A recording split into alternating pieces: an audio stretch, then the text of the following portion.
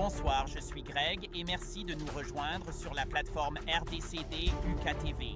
Nous commençons ce soir avec une histoire en développement. N'oubliez pas de s'abonner, de partager et d'aimer pour plus d'informations. RDCD UKTV est votre média de référence pour déchiffrer l'actualité politique, sociale et culturelle en RDC.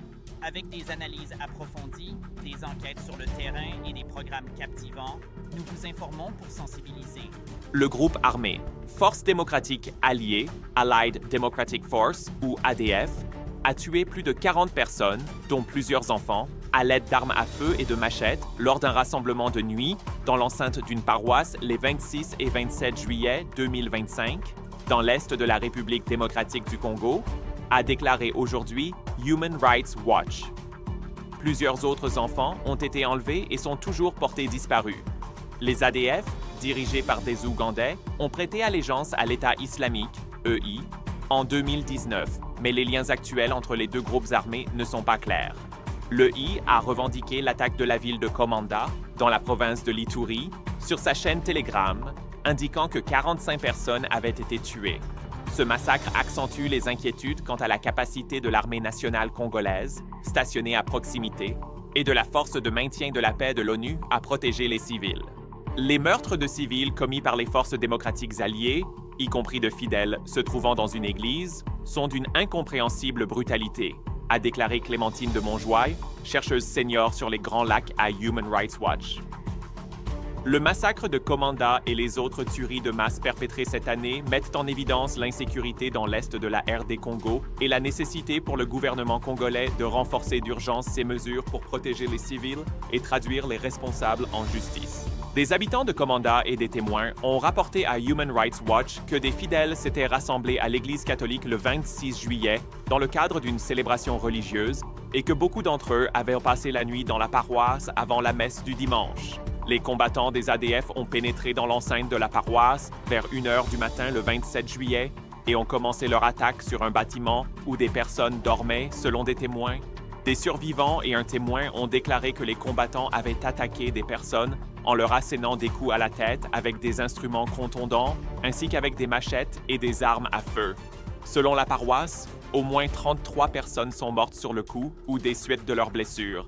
Ils nous ont dit de nous asseoir, puis ils ont commencé à frapper les gens avec des objets contondants à l'arrière du cou.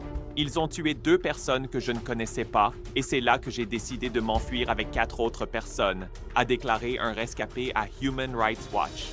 Nous avons réussi à nous enfuir. Ils ont tiré sur nous, mais ils ne nous ont pas touchés. Les combattants des ADF ont tué au moins 5 autres personnes dans la ville et incendié des maisons et des kiosques, selon un responsable local de la société civile et des médias. Des vidéos publiées sur les réseaux sociaux et géolocalisées par Human Rights Watch montrent des bâtiments incendiés sur la route principale de la ville, près de l'église. Human Rights Watch a reçu les noms de 39 personnes tuées, 9 blessés et de 9 enfants âgés de 7 à 14 ans qui ont été enlevés. Selon une liste fournie par la paroisse le 2 août, plus de 30 personnes ont été enlevées et 7 blessés lors de l'attaque sur le bâtiment à côté de l'église. Le 27 juillet, la mission de maintien de la paix des Nations Unies en RD Congo, MONUSCO, a fait état d'au moins 43 morts, dont 9 enfants, ainsi que de personnes tuées dans les zones environnantes. Selon 2 sources, des personnes kidnappées se sont échappées. L'armée congolaise était déployée à environ 3 km au sud de l'église, tandis que la MONUSCO se trouvait à environ 1 km au sud. Human Rights Watch a reçu des informations selon lesquelles des problèmes de réseau au moment de l'attaque ont entravé les capacités à donner l'alerte.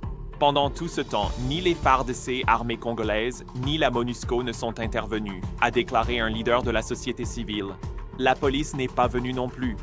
Ils sont tous finalement arrivés, mais il était trop tard. Ils n'ont pu que constater les dégâts.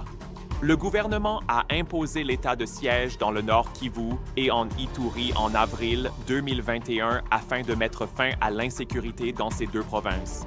Cependant, l'état de siège n'a pas mis un terme aux abus commis contre les civils.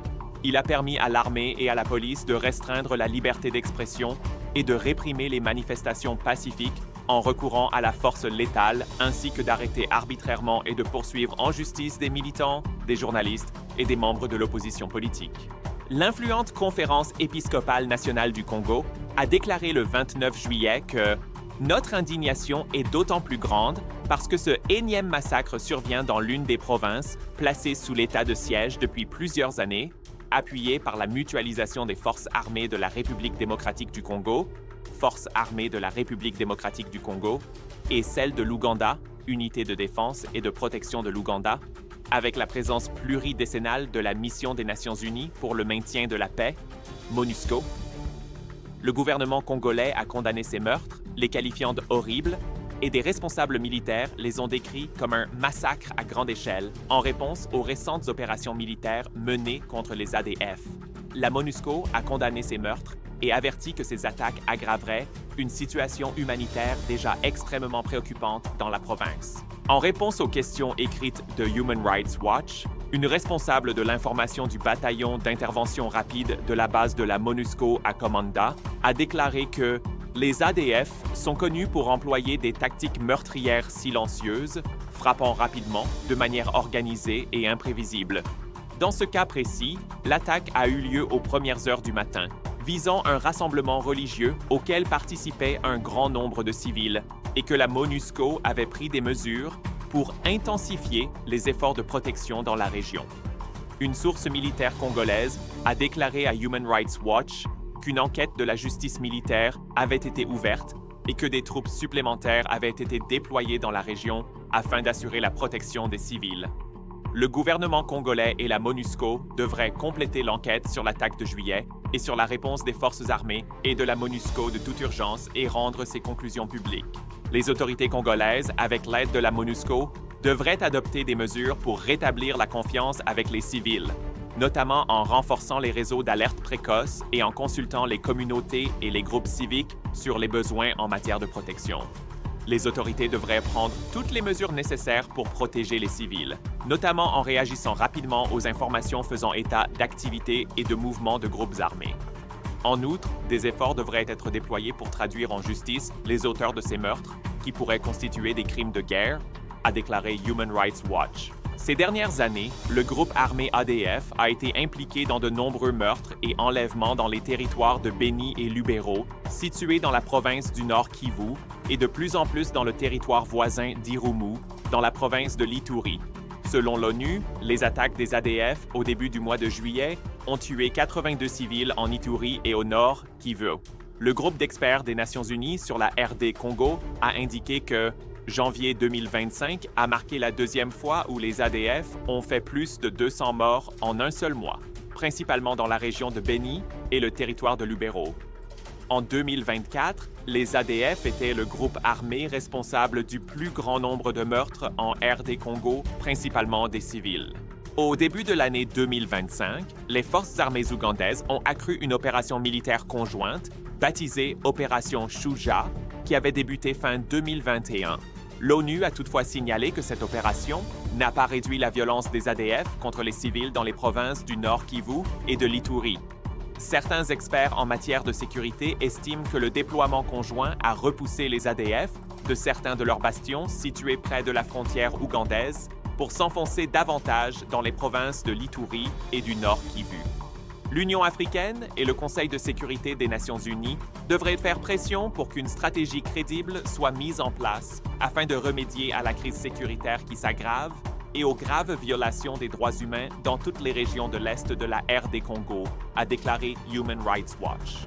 Le président Félix Tshisekedi, avec un soutien international, devrait se concentrer sur la protection des civils et renforcer la surveillance militaire dans l'Est de la République démocratique du Congo, afin de protéger les communautés qui souffrent depuis longtemps contre de nouvelles atrocités, a conclu Clémentine de Montjoie. Le gouvernement a le devoir de protéger les civils et de garantir que justice soit rendue aux victimes de ces atrocités répétées. Voilà notre reportage de ce soir. Restez connectés pour plus d'informations sur cette actualité et d'autres actualités régionales. Ceci est le reportage de Greg pour RDCD UKTV News. Merci de votre attention.